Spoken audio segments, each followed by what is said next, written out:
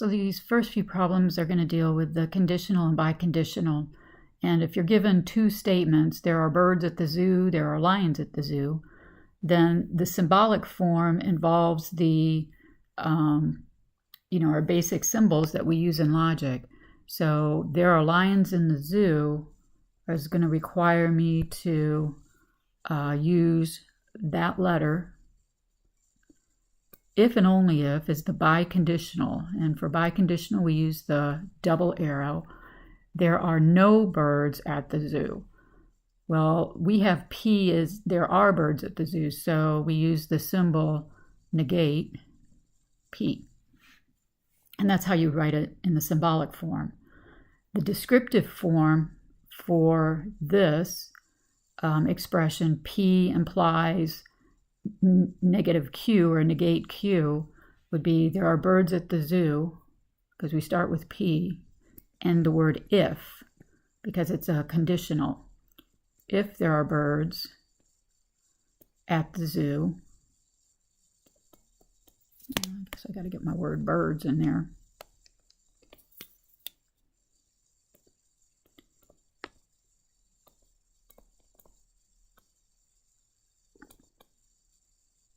My pen's not working so good here.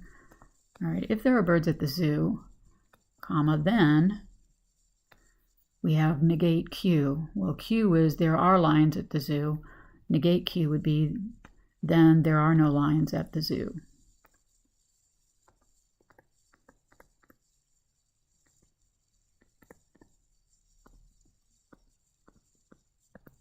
Okay, so on a biconditional, you're not going to see the word if starting out the statement. You'll see the words if and only if in the middle of the statement. And then for a conditional, you start out with the word if, and somewhere in the statement you're going to see the word then. If you have three statements, you're going to want to watch for the comma when you translate. So the comma is kind of important, and it kind of groups together your statements here. So Pam is practicing if and only if there are students in the class, comma. So that means this all goes together in a parenthesis grouping. Pam is practicing, that's P. If and only if, that's my biconditional. There are students in the class, that's R. And then the comma, then we move on, and May is not reading. Oops, just the and then May is not reading. Negate Q. There are students in the class, or Pam is not practicing and May is reading. But notice where the comma is now. So at the beginning, there are students in the class. Or, all right, and then all of this after the comma goes together, so we clump it in a parenthesis. Pam is not practicing. So Pam is not practicing. And May is reading. Okay. So when I look at letter C, I look for that comma because, again, I have three trains of thought going on here. Pam is not practicing and May is reading, comma. So that all needs to go in one parenthesis. Pam is not practicing, so negate P, and May is reading. And then I go on with the next part, or there are students in the class. So you got to watch for that comma when you've got three or more, trains of thought going on here.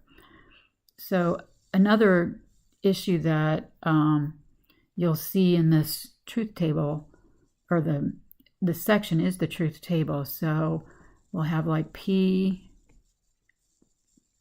Q, and then it'll be something like not.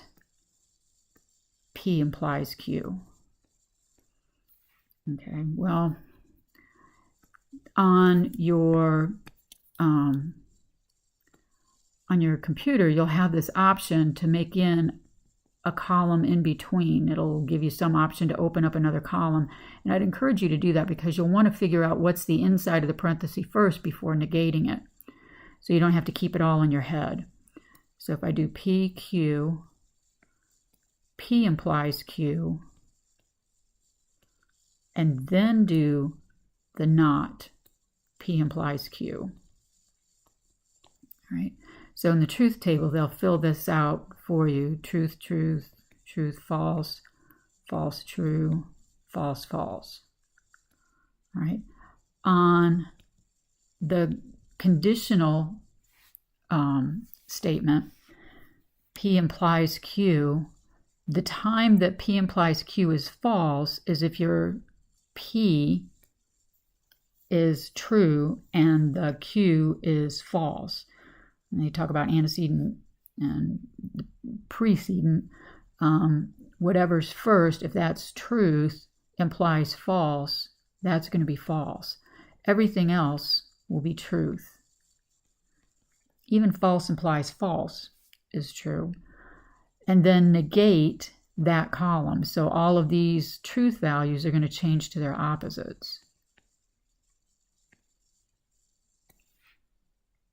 Okay, so if you're given that option to open up a column, I'd probably do that so that you don't have to keep in your head, what you've got and then negate that, for example. You can kind of give yourself a little bit of grace and write in an intermediate step.